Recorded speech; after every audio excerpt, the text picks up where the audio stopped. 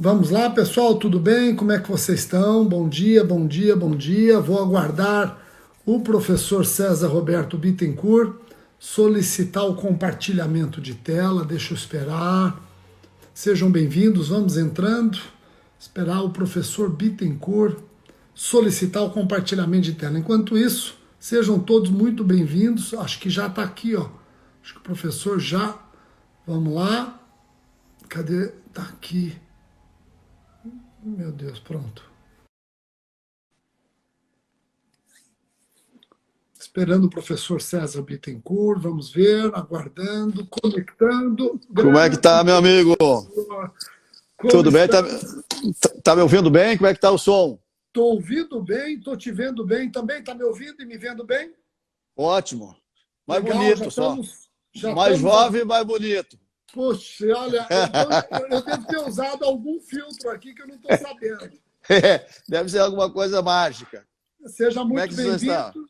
Já estamos ultrapassando 500 pessoas ao vivo. Eu vou esperar mais um minutinho e aí eu vou desativar os comentários, pode ser? Pode. Deixa eu te dizer, ontem tivemos um problema com o professor Gamil, não 3, 4 vezes conectando, o som meu estava muito ruim. O pessoal não estava ouvindo, tivemos que cancelar. E essa deve ter sido a 12ª, 13ª que eu fiz nesses dias. Aí a única que deu problema foi com o Gamil ontem. Tivemos que adiar, tivemos que transferir. Aqui, olha, estou te vendo bem, estou te ouvindo muito bem, então aqui não vai ter problemas. Sem maiores delongas, eu vou já desativar os comentários. Estamos passando de 600 pessoas, então me permite desativar. Eu quero avisar a toda a galera que já está presente que eu desativo os comentários, porque os comentários travam o vídeo, os comentários eles acabam gerando problema no áudio, o áudio não segue a imagem, tem uma série de problemas, principalmente em lives como essa aqui com o professor César Roberto Bittencourt, estava na cara que ia para o top 10 aqui, não é verdade? Então eu vou desativar aqui então, professor, espera um pouquinho. Pronto, desativei. Estamos com quase 700 pessoas e eu acho que a gente já pode começar. Temos um tempo determinado pelo Instagram, senão ele não salva a live. Nós vamos tentar obedecer. O tema que nós discutimos e entendemos como o tema mais pertinente para ser debatido na live, pacote anticrime e seus reflexos no Código Penal. Então, a gente pode até combinar uma outra live, outro dia, para discutir os outros reflexos no CPP, na legislação extravagante. Hoje nós vamos debater somente os reflexos no Código Penal. E eu começo, meu caro César Roberto Bittencourt, te provocando para que você me diga se teve alguma utilidade a alteração trazida pela Lei 13.934 de 2019, no artigo 25 do Código Penal, a legítima defesa. Para quem não sabe, a legítima defesa, que é uma discriminante que está no artigo 25, ela ganhou um parágrafo único que diz o seguinte, eu vou ser bem rápido, observados os requisitos previstos no caput, considera-se também ilegítima defesa o agente de segurança pública que repele a agressão ou o risco de agressão à vítima mantida refém durante a prática de crimes. Professor César, qual a utilidade desse parágrafo único na sua visão? Bom, também quero ouvir a tua opinião, né? Vamos fazer um bate-bola, né? Bate-bola. Cumprimentando inicialmente a todos, dando o meu bom dia e o prazer, a satisfação de conversar com todo mundo por intermédio desse extraordinário professor Rogério Sanches, meu ícone, meu amigo, meu parceiro, meu companheiro, com saudade dele, porque por último ele está tão estrela que eu não consigo mais encontrá-lo. Nem em Salvador, lá nas ciências criminais, né? E a gente não deu sorte, né? Mas a gente vai recuperar isso aí. Uma grande satisfação. Bem, eu peço um pouco desculpa, porque tem muitos estudiosos, estudantes, concurseiros, etc., que eu sou bastante crítico, né?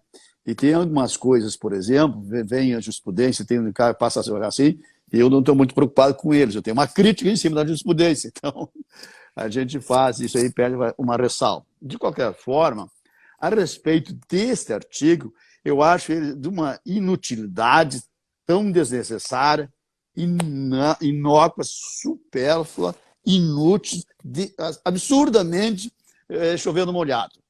Como se fosse preciso trazer uma legítima defesa específica, especial, para determinado agente, para determinada pessoa, para determinado contexto, que não a universal legítima defesa que tem lá no artigo 25, até porque o próprio dispositivo sai e diz: observados os requisitos do caput. Que notícia é essa? Que bobagem é essa? Por quê? Então, na minha visão, é desnecessário. Se perdeu o tempo chovendo molhado. Mas, nas circunstâncias, Rogério e prezados companheiros que estão nos seguindo aí, foi menos pior, porque o projeto do anticrime era um absurdo, né? Que estava lá, alterava o artigo 23 e o 25. Então, foi ali sim haveria alteração de conteúdo, de interpretação. Ali sim. Exatamente, mas era assim, um retrocesso. A forma que tem o 25, ele é universal para todas as pessoas em defesa própria ou de outrem. É mais o quê? Por acaso eles não sabem que o outro é terceiro, de qualquer um, de qualquer indivíduo, em qualquer circunstância, em qualquer contexto? Então, eu sou extremamente crítico disso aí, mas eu não tenho como deixar de comentar, né, trazer exatamente a demonstração dessa perda de tempo. Eu assim, tenho uma preocupação maior, porque está subliminar uma espécie de licença para matar. Aliás, sem licença já tem matado adoidado. E a Polícia Militar tem matado nos últimos 2, 3 anos, São Paulo e Rio, e nas grandes capitais, no Nordeste também, é uma coisa assim inimaginável. Né? E mais importante que tem é que não existe um específico, porque qualquer cidadão, qualquer pessoa, qualquer indivíduo, qualquer animal que exercer a defesa de alguém que está preso, vítima de refeios e injustiças de crime, evidente que haja legítima defesa. Legítima defesa de terceiro. Está no caput. Eu até faço uma observação importante aqui na sua linha. Quando o artigo 25, parágrafo único, manda observar os requisitos do caput, César, nós não podemos esquecer que o caput só tem requisitos objetivos. Exatamente. De forma explícita. Mas a doutrina não nega que a legítima defesa, como qualquer discriminante, pressupõe também um requisito subjetivo. Saber conhecer a situação de fato justificante. Então, não adianta um agente de segurança pública observar somente os requisitos objetivos do caput. Ele tem que agir com espírito de salvamento. Ele tem que agir com aquele espírito de legítima defesa. É um requisito subjetivo que pode não estar expresso no 25 caput, mas ele é um desdobramento lógico desde o finalismo. Concorda comigo? Lógico. Olha, e eu saldo sempre esse aspecto. É como matar alguém. Que é mais objetivo que isso? E importa o elemento subjetivo não precisa estar descrito ali. Os elementos constitutivos da definição, do tipo de definição, digamos assim, da legítima defesa, são puramente objetivos, graças a Deus. Sem subjetivar. Agora, o elemento subjetivo está na conduta, no comportamento. O indivíduo tem que ter consciência de que age em legítima defesa. Porque se ele tiver um outro aspecto subjetivo, por exemplo, aproveita a circunstância para matar alguém porque queria, não, isso não é legítima defesa. Então o elemento subjetivo está na ação, na conduta do indivíduo, mas na descrição típica não. Exatamente para não pessoalizar, para não individualizar. Essa forma da nossa legítima defesa, ela é universal e atemporal. Ela nunca precisará ser mudada. Ela nunca precisará ser complementada. Não há nenhuma necessidade disso. Então, César, esse aspecto... isso que você falou, eu acho que então você deve repelir, você deve discordar de alguma doutrina que já está nascendo, e eu também discordei, queria a tua opinião. Tem doutrina que já está chamando o 25 caput de legítima defesa genérica e o 25 parágrafo 1 de legítima defesa específica. Você enxerga a pertinência nessa classificação? Com o devido respeito a essa gente, não tem o menor sentido. Isso está mais ou menos tipo aqueles que eles veem a teoria do porco-espinho, teoria do não sei do quê, teoria disso, teoria do não sei do quê. Meu amigo, Tem teorias jurídicas, técnicas. Essas invencionices não servem a ninguém e são suficientes para criar problemas nos concursos públicos. A teoria inventada por não sei do quem a respeito disso. Não tem teoria nenhuma. Na realidade, nós temos legítima defesa própria de terceiro. Ponto final, acabou. Não tem teoria especializada, teoria de legítima defesa genérica. Desde quando a legítima defesa é genérica? É um instituto secular, mais que isso, milenar. Desde a antiguidade já agia em legítima defesa. Então, a descrição contida no nosso Código Penal é de uma sabedoria extraordinária. Você não precisa colocar e nem tirar de lá. Em qualquer circunstância que alguém agir para preservar direito seu ou de outro, usando moderadamente os meios necessários, meu amigo, acabou. Qualquer coisa que você vá incluir ou excluir, você vai estar prejudicando, vai estar alterando. Essa invencionice de criar legítima defesa genérica, legítima defesa específica, é para criar problema para o candidato que vai submeter uma prova. Não tem sentido. Nenhuma finalidade, nenhuma ajuda, nenhuma necessidade. Não tem, é tão supérflua a classificação quanto a própria definição da legítima defesa do parágrafo único. Sabe, eu vou antes de ir para o artigo 51, que eu acho que vai despertar, esse sim tem interesse. Mas sabe, Bittencourt, você falou uma coisa que é interessante. Quando eu escrevi sobre a nova lei de abuso de autoridade, eu estava analisando aquele artigo 1º, parágrafo 1º, que traz o elemento subjetivo dos crimes de abuso de autoridade. E, curiosamente, na lei de abuso de autoridade, ele inaugurou a lei falando do elemento subjetivo. Isso é de uma importância tamanha, como quem diz, olha, nunca esqueçamos o elemento subjetivo. Bom, e eu, na hora de dar aula sobre a lei, antes mesmo de terminar o livro, até para fins didáticos, eu falei assim para os alunos, esse parágrafo 1º, do artigo 1º, ele serve como, ele vai ter um efeito carrapato, ele vai se ajustar aos tipos incriminatórios. Aí eu falei, eu nem vou escrever isso, porque se eu colocar efeito carrapato, é capaz de alguns teoria. colocar em concurso. Vem uma teoria do carrapato. Quem é o pai da teoria? Professor Rogério Sanches. Mas veja como, numa sala de aula, tem a pertinência didática do aluno lembrar. Claro, porque grava. Você grava. Agora tem que tomar cuidado quando o cara coloca. Bom, mas fechando o parênteses, o artigo 51... Não, só um pouquinho, antes de partir o 51, me permite? Claro. Permite, vamos ficar nesse aqui. O que acontece, esse aspecto aqui? Porque eu escrevi, tem um livrinho de reforma penal que vai sair, já estava para ter saído aí, escrevi a toque de caixa. Perdoe porque foi se raciocinar.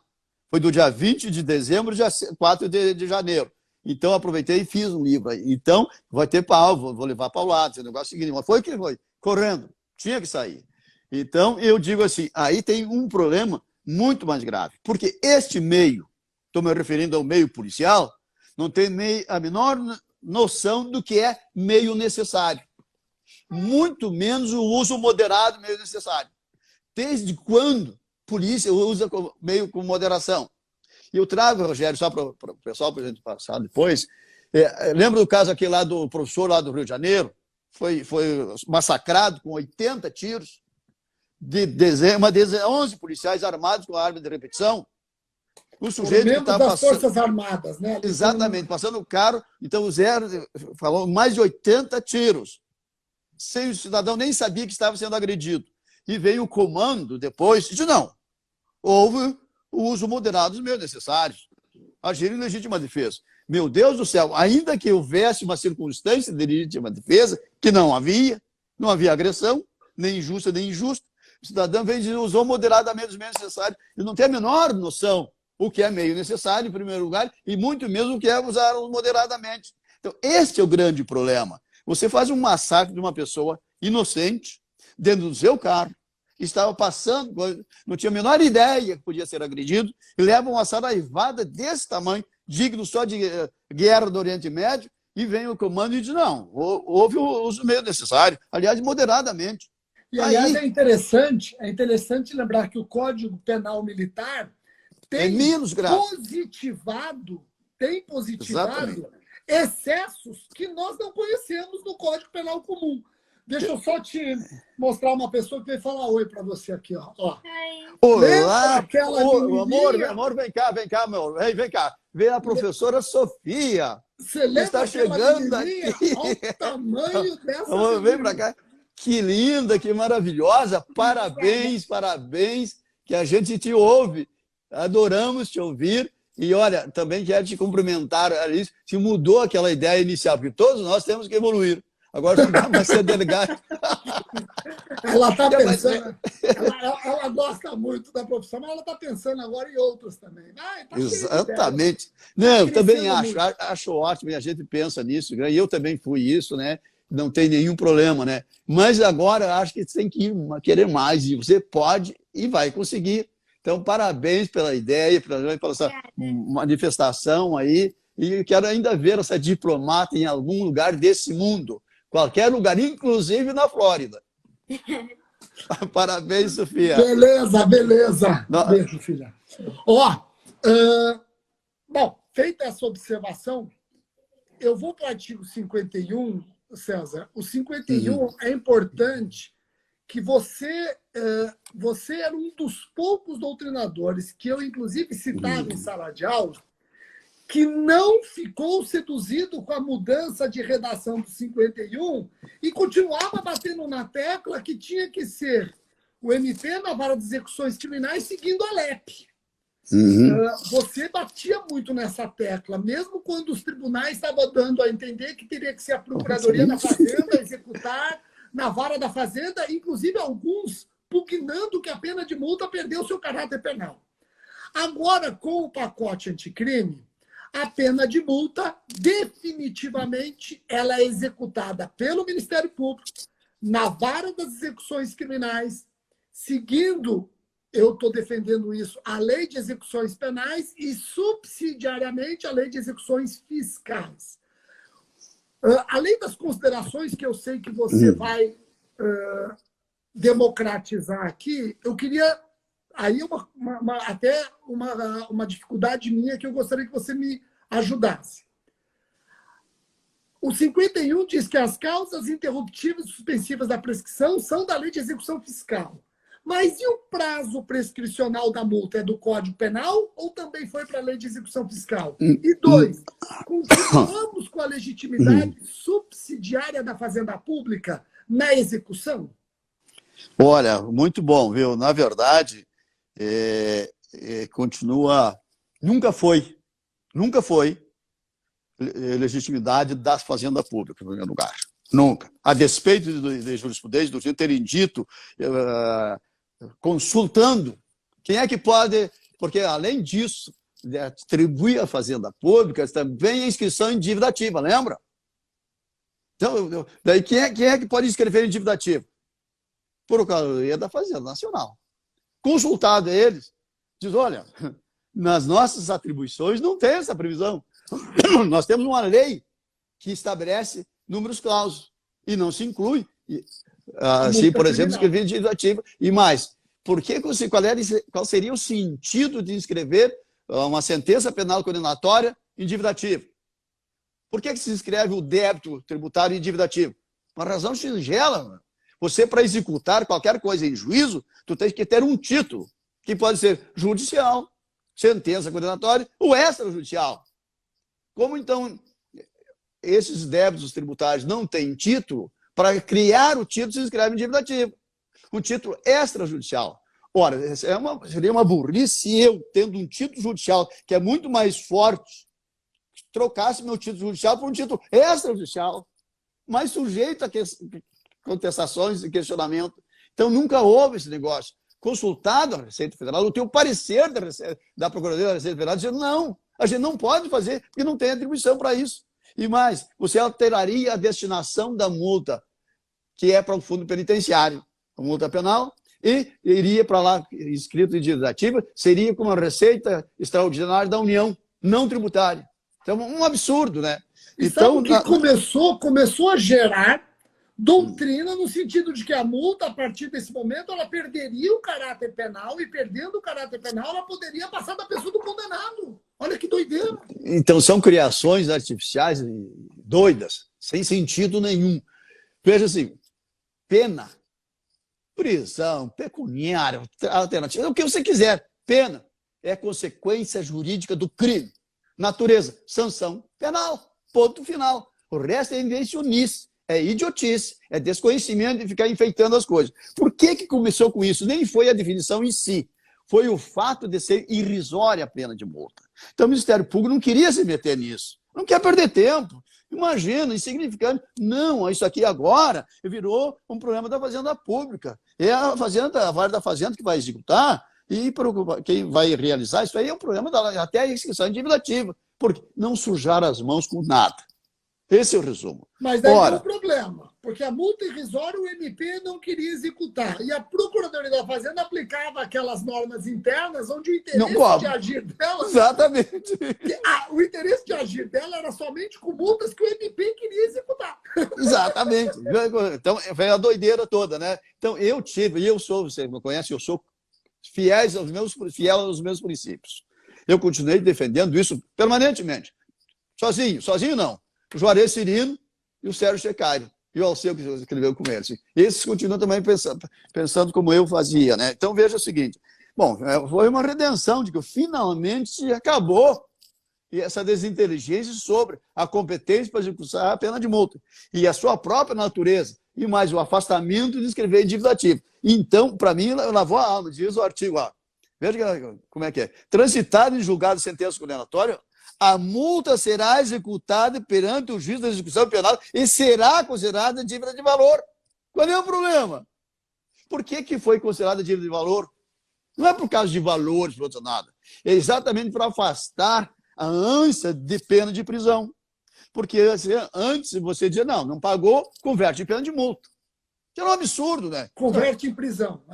Perdão, converte em prisão, né? Então é um absurdo. Então, eu fui estagiário do Ministério Público nessa época. A cota pois estava pronta. Exato, então veja como é que é. Então o legislador foi sábio. Os intérpretes é que foram ignorantes. Não entenderam a mensagem. Sabe o que o MP está discutindo agora? Já que a execução é nossa, então eu até brinco em sala de aula, falo, o Bittencourt ganhou essa briga, porque você, como disse, você falou, eu não vou ficar mudando a minha ideia, porque agora tem súmula do STJ. Bom, não muda nada. O ganhou essa briga. O MP está discutindo se a multa de valor irrisório deve ser executada. Primeiro, o que é multa de valor irrisório? O MP, você acha que pode trabalhar um patamar mínimo que o legitime, que o dê interesse para executar? Não alcançando esse patamar mínimo, ele pode optar, por exemplo, só pelo protesto da multa?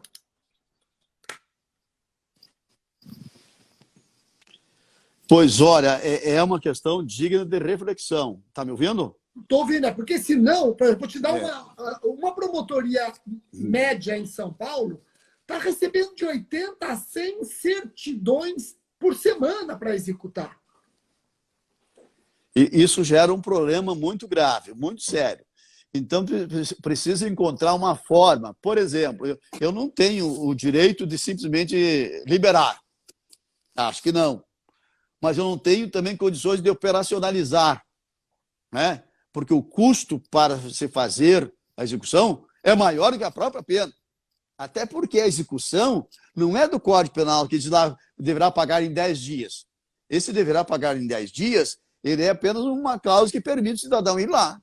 Mas pagamento voluntário. Espontâneo, voluntário. Mas a forma de cobrança da multa não é intime-se para pagar. Não, senhor. Está lá no artigo 164 ou 168 da LEP, né? Tem que a execução do processo civil. Os mesmos parâmetros entram com a petição, pediram para citar, para pagar no prazo de 10 dias, se quiser, ou nomear vezes a penhora. Então, nós temos 3 formas de pagamento da multa. O pagamento integral à vista, o pagamento parcelado, porque pode pedir para parcelar, está na lei, ou então o desconto em folha. Então, veja, nós temos um problema. Eu reconheço agora, nessa ação que você está me levantando, que eu não estava acompanhando, estou refletindo agora, que é um problema operacional. Essas multas irrisórias, enfim, se bem que não tem mais praticamente multa irrisória, mas, enfim, essas multas para o serviço operacional faz que uma fazenda pública, olha, só executa acima de 20 salários mínimos, por exemplo. Né?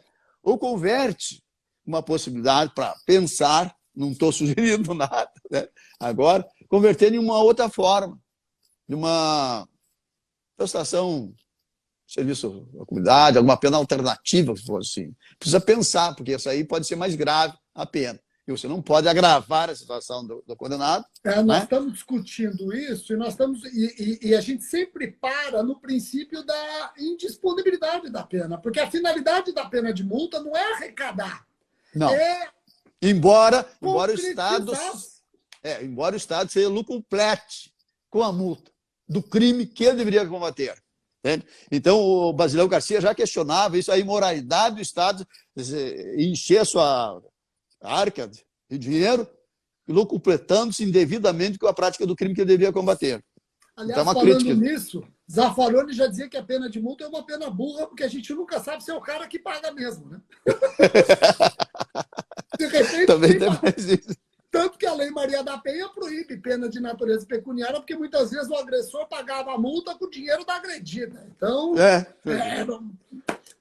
fica ali. Mas então, vamos na execução ali, Rogério. Então, esse problema da lei... O prazo prescricional, você acha que é qual? O prazo prescricional. O prazo prescricional se mantém o mesmo. O que é diferente são aquelas cláusulas lá que ele estabelece, aplicáveis às normas relativas à dívida ativa da Fazenda Pública, inclusive no que concerne às causas interruptivas e suspensivas da prescrição. Aqui, aplicáveis às normas relativas à dívida da Fazenda Pública. O prazo prescricional continua sendo do 114 do Código Penal. Exatamente. Com as interrupções e suspensões da Lei de Execução Fiscal, mas já está surgindo corrente, inclusive com jurisprudência após pacote anticrime, que o prazo prescricional passou a ser o prazo da dívida ativa, 5 anos. Que absurdo. Que absurdo. Não é isso que está dito.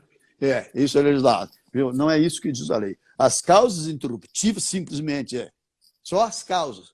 Mas aí eu até digo, escrevo lá, ficou interessante essa confusão criada, né? Porque, na verdade, essas causas interruptivas são lá da Fazenda Pública, mas o prazo prescricional é aquele do Código Penal.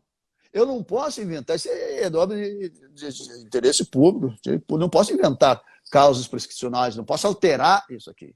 Na realidade, você está prejudicando, está fazendo interpretação prejudicial. Eu tenho o marco prescricional, está lá no 114, está lá no Código Penal. Isso não alterou nada, né? Então, é a mesma história que você começa a inventar. Não, agora é a Fazenda Pública, agora tem esquema de dívida ativa, criando enormes problemas interpretativos, fugindo, de uma certa forma, do direito penal. Eu acho que você não pode dar essa interpretação.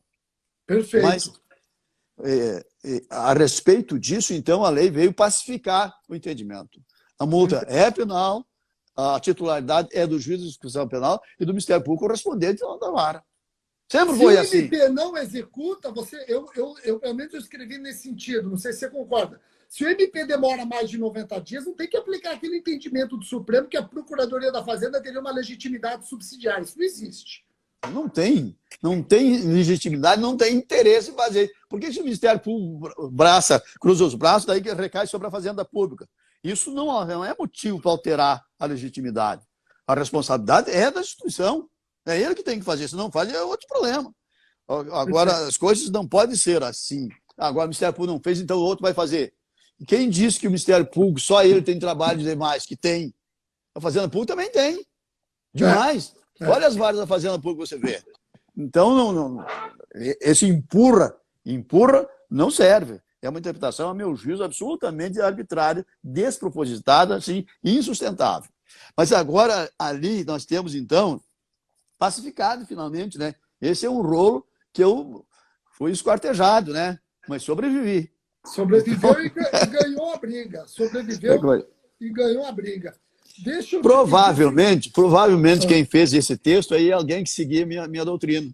Não, vamos lá. O Bittencourt tem razão, vamos fazer esse negócio aí. Com certeza. Indo para o artigo 75. O artigo 75, ele mudou... Não, deixa eu só falar uma coisinha antes aí. O problema do sistema trifásico da pena de multa, Rogério, está nos meus livros, está no tratado que saiu. Eu nem recebi minha cota ainda, está toda atrapalhada. Está nesse livro que está no pré para sair. O sistema trifásico da pena de multa não é o sistema trifásico 68. Não tem nada a ver com esse problema. ela tem o seu próprio sistema trifásico. O sistema de multa é um sistema genuinamente brasileiro. Não é nórdico, como o pessoal dizia por aí. Por quê? Eles atribuem ao Jacques Tirran, lá, que em 1916 apresentou aquele projeto. Não é. É genuinamente brasileiro. Até uma finlandesa inquere, diz não. O problema do sistema de multa não é nórdico. Agora era depois quando diz que é europeu. Na realidade, é genuinamente brasileiro. Alguns antigos espanhóis, argentinos diziam isso. E eu digo que baseado na lei. Os nórdicos teriam inventado a partir de 1916. Sabe quando é que surgiu a pena de multa? 1830, no nosso Código Penal Imperial. Artigo 55, depois confere lá. É brasileiro e foi mantido pelo Código, pela alteração lá em 1890, foi mantido pela reforma penal de 69. O único diploma codificado brasileiro que não adotou o sistema de multa foi o Código de 1940. Por isso os brasileiros não têm uma memória muito boa, né? Começaram a negar a paternidade do sistema de multa, que é nosso. E já o projeto de Hungria do Fragoso, de 1969, aquele, o natimorto, Código Penal, que nunca sobreviveu, né?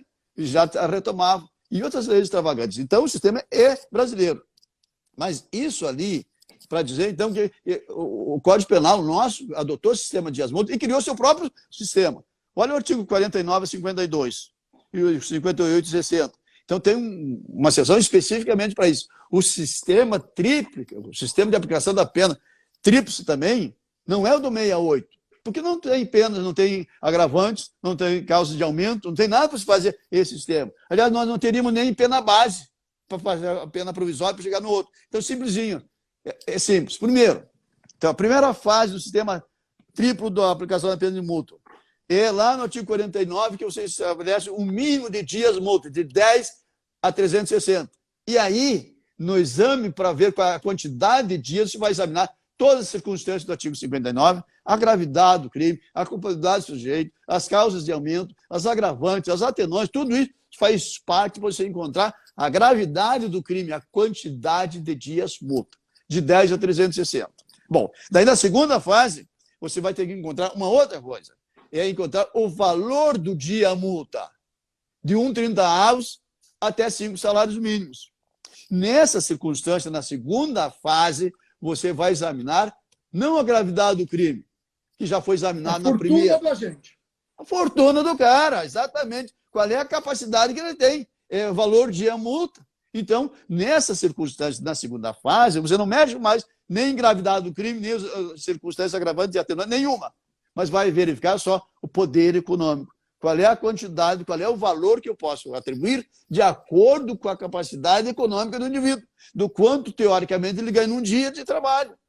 Então, esta é a segunda fase do sistema triplo do cálculo da pena de multa. Bom, e daí, eventualmente, também pode ter a terceira fase, que tem lá no 68. Mas os fundamentos, o conteúdo, as circunstâncias são completamente diferentes.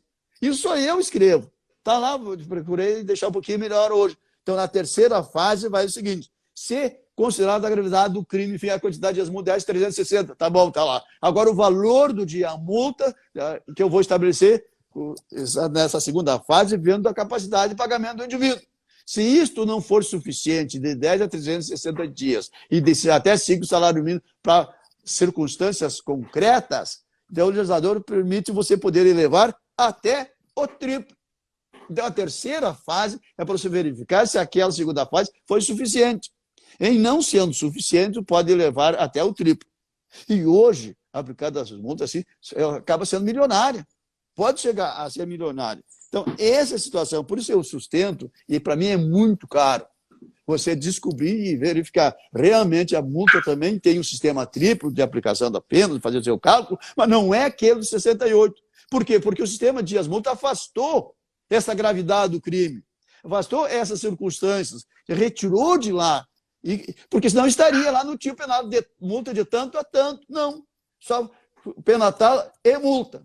Por quê? Porque não é mais de acordo com a gravidade do crime. A multa está condicionada às condições do indivíduo. A gravidade isso vai examinar lá dentro da fixação da quantidade de dias multa. Então, você não pode examinar ali. Na segunda fase, o valor do dia multa, daquele fixado. E se achar insuficiente, você vai para a terceira fase e pode levar até o triplo. Então, veja, então eu insisto muito nisso, que nós temos, não foi gratuito, não foi de casa, não caiu de paraquedas o sistema de multa. Ele desvinculou do tipo penal. Porque lá, antes dela, tinha, de acordo com a gravidade do crime, estabelecer de tantos mil a tantos mil o valor da multa em cada tipo penal. Ele retirou do sorteio e multa. Por quê? Porque desvinculou do crime, desvinculou dessa gravidade. Ele tem o seu próprio sistema de aplicação. Nessas três fases que eu sugiro, que eu disse e deixei um pouquinho mais claro nessa edição de agora de 2020. Então, só para... Teria mais coisa, mas eu acho que é importante. Na minha avaliação, né, Rogério? Perfeito, perfeito. O próximo artigo alterado é o artigo 75. Mudou o tempo máximo de pena privativa a ser cumprida no Brasil. Claro, o Brasil tem que estipular um tempo máximo, já que a Constituição proíbe prisão de caráter perpétuo. O tempo máximo, que era de 30 anos, agora é um tempo máximo de 40 anos. Essa mudança já está sendo tida por alguns como inconstitucional, porque o Brasil não poderia mudar o tempo máximo de pena a cumprir depois de o Supremo ter decidido o estado de coisas inconstitucional como decidiu. Ele acha que o Brasil, antes de aumentar o tempo máximo de pena a ser cumprida, teria que investir no sistema penitenciário. Outros dizem que não enxergam inconstitucionalidade, até porque o aumento foi razoável, de 30 para 40 anos, lembrando que nós temos uma expectativa média de vida que suplanta em muito isso. O que você acha? Qual a sua opinião? Se nós tivéssemos o sistema penitenciário dos países nórdicos, lá da Finlândia, etc., seria espetacular, não tem problema nenhum, podia votar até 100, não tem problema nenhum. Acontece que o sujeito assumiu o poder e se esqueceu do sistema penitenciário. O sistema penitenciário faz parte da segurança pública e é um inferno, é uma coisa incondicional. Os organismos internacionais já disseram isso. Nós temos gente empilhada cumprindo pena, por falta de espaço. Lá no meu estado, no Rio Grande do Sul, Porto Alegre, na capital, dezenas de viaturas policiais lotadas de presos, algemados dentro da viatura, por não ter lugar para onde ir. E você quer o quê? Aumentar para 40 anos. Tudo bem. Para botar onde? Se nós não temos lugar nenhum. Nós temos quase 1 milhão de presos. Porque essas estatísticas que eles fazem sempre é com um ano de atraso. E nós temos mais de 900 mil presos, empilhados, faltando mais de 300 mil vagas. E você quer ampliar para 40 e mais. Você tem que associar esses 40 anos lá com as alterações do artigo 52 lá da LEP. Então, agora a progressão do regime ficou também um absurdo, que é outra coisa que a gente faz. 112 da LEP. Tá? Veja, então, nós temos ali, para mim, ali tem inconstitucionalidade. Aliás, falando em inconstitucionalidade, a Abracrim entrou com o arguindo inconstitucionalidade assim, do artigo 95, do 116, combinado com 28A, e lá do 112 da LEP. Exatamente por quê? Nós temos uma dificuldade muito grande de admitir essa importância que a gente vai examinar aqui. A LEP lá porque ela inviabilizou a progressão de regime. E inviabilizando a progressão do regime, tem o inciso 5, se eu não me engano, 5 e 7, não me lembro assim de cabeça agora, que praticamente obriga a cumprir integralmente o regime fechado. Ora, é aquele do crime, é o reincidente em crime hediondo com resultado morte, cumpre 70% da pena. E mais, mas ele tem outras satisfações que ele não pode progredir. Tem 50 e tem até 60. A mudança ela é peculiar no seguinte sentido. Você lembra que a lei, quando nasceu, a lei dos crimes hediondos, ela nasceu com o tal do regime integral fechado. Exatamente. Ele não progredia, mas tinha direito ao livramento condicional. E o Supremo Tribunal Constitucional. Agora ele só progride com 70%, mas não tem direito ao livramento condicional. Ficou pior. Ficou muito pior. Ele poderia sair com 2/3. Agora ele não pode sair. Não pode sair. 70% ele vai só para o semiaberto. Não, imagina, não, e tem mais. Ele não vai nunca. Por quê? Qualquer falta grave anula tudo. Tem mais isso. Então, você conjuga lá com os parágrafos.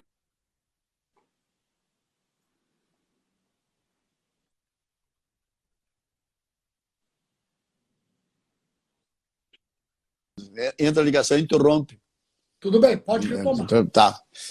Veja, então, eu digo assim, desenvolvo isso lá, não é no objeto do nosso trabalho aqui, mas realmente ficou inviabilizado. Para mim é incondicional. Então, nós argumos a incondicionalidade do artigo 95A, do 116 reflexo, pelo 28A, que vamos falar depois, e esse aí lá da LEP.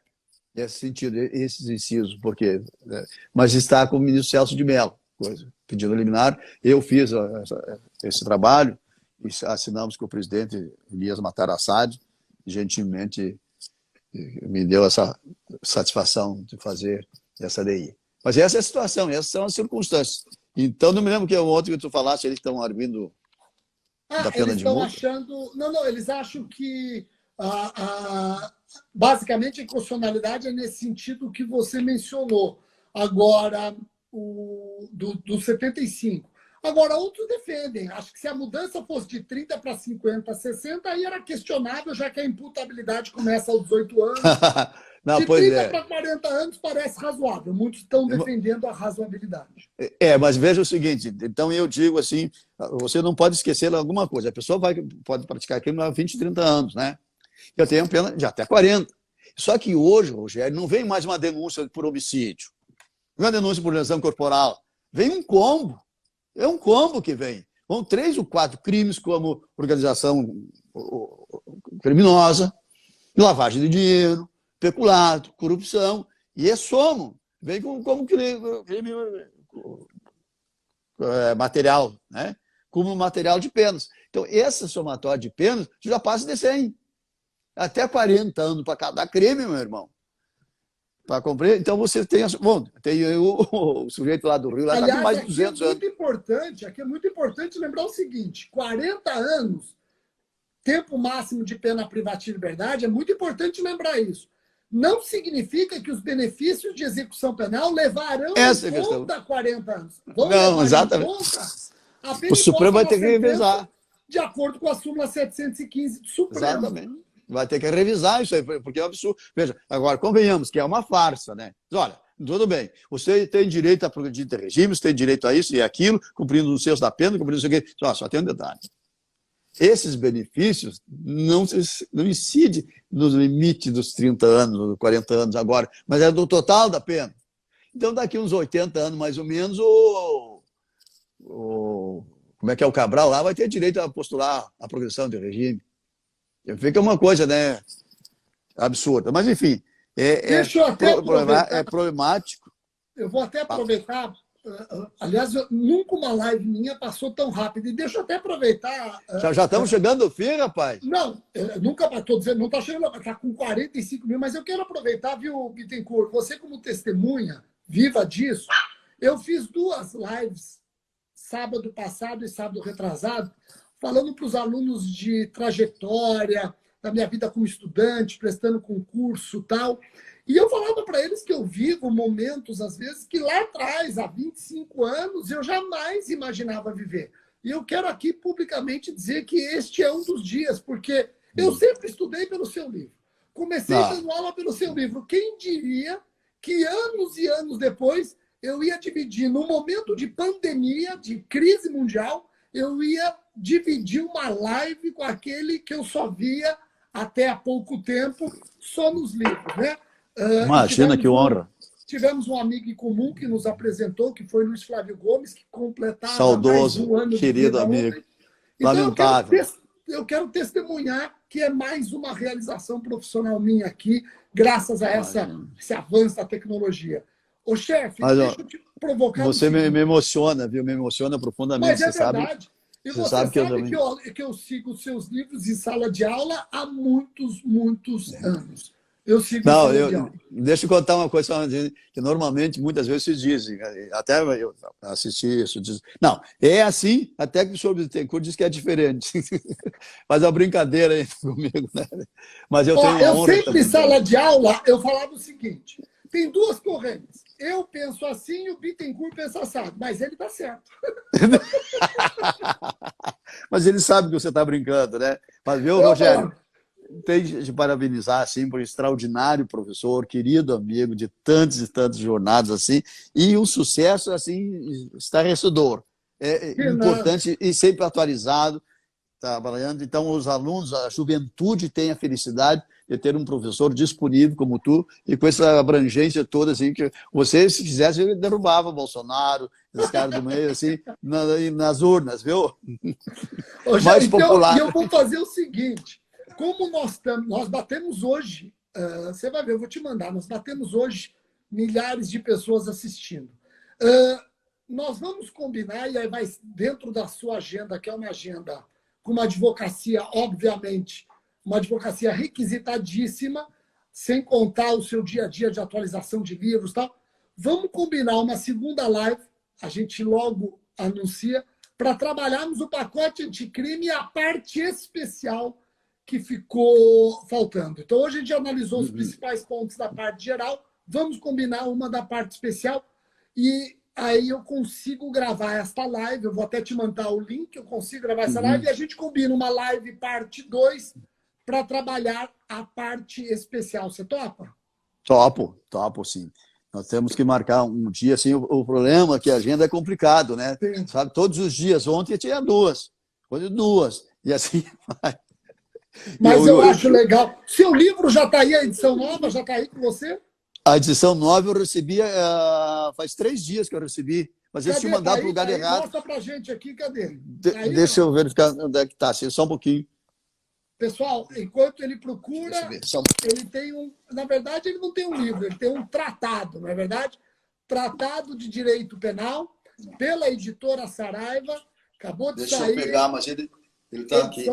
Atualizadíssimo. Enquanto ele pega, deixa eu ver, aí, ó. É igual a esse, só consta aqui embaixo, 2020. Ele está ali na outra sala, está nas caixas, não tirei da caixa ainda, que eu recebi. Né? Então, o tratado, os 5 volumes. Esse eu tenho, eu estou aguardando agora o novo. O pessoal não precisa nem dizer, né? Um livro excepcional, com um viés. E eu sempre digo isso, viu, Bittencourt? E falo aqui na sua frente. Você tem um espírito crítico na sua obra. Mas que não deixa de mencionar todas as correntes de jurisprudência, ou seja, ele serve para o profissional, que é uma análise crítica, e serve para o concurseiro, o abeiro, etc., estudante. É uma obra espetacular, eu sou curioso, eu sou absolutamente apaixonado pela obra, a maneira como você escreve, e eu não tenho como esconder isso numa live como essa. Novamente, eu agradeço muito você ter aceitado o convite e, chefe, suas considerações finais. Viu? Em primeiro lugar, também de agradecer todo esse acompanhamento, os elogios que tem, mas você é uma pessoa também especial e a gente tem uma grande identidade. Em todo sentido, né? A gente se dá muito bem, a gente sente, até se morasse na minha cidade, a gente ia fazer churrasquinho quase todo final de semana. Né? Então, há uma afinidade imensa no pensamento. E olha, eu realmente eu tenho uma dificuldade. Eu nasci assim, eu sou crítico. Não tem jeito, tanto que eu brigo se há governo, sou contra. Porque eu olho, vejo as coisas com um olhar crítico para fazer. Então, não tem jeito. Eu pego e começo a examinar. Mas eu cito o pessoal contra, orientação jurisprudencial, faço a minha crítica, e eu fui duro com aquela situação do arma de brinquedo, depois a súmula 174 revogou, daí a editora disse, professor, vamos tirar aquela crítica agora, eu disse, não, deixa lá, a crítica, isso é histórico, tem que ficar lá. Depois cancelaram a súmula, né? Infelizmente. Até para não repetir o erro. Veja o seguinte, então, é muito prazeroso. Nosso tempo já está esgotando, né? Já. Temos mais uns minutinhos aí para as considerações finais, senão o Instagram não salva a live, aí ele não salva. Tá. Exatamente. Então, eu cumprimento a todo o pessoal, dizer da minha satisfação muito grande de participar dos teus cursos, uma live, é uma honra para mim.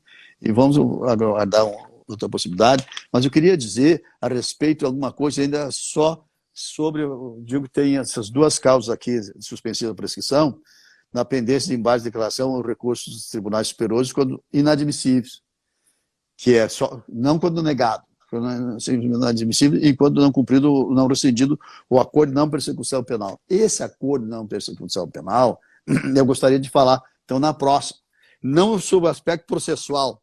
Não quero me meter na área dos processualistas. Deixa o Auri e Companhia Limitada, aí, nossos amigos processualistas, para tratar. Tu mesmo trata também de processo penal, mas eu não. Eu me limito, eu sou mais, digamos assim, limitado. Eu sou um sujeito limitado. Só direito penal. É penalista de raiz.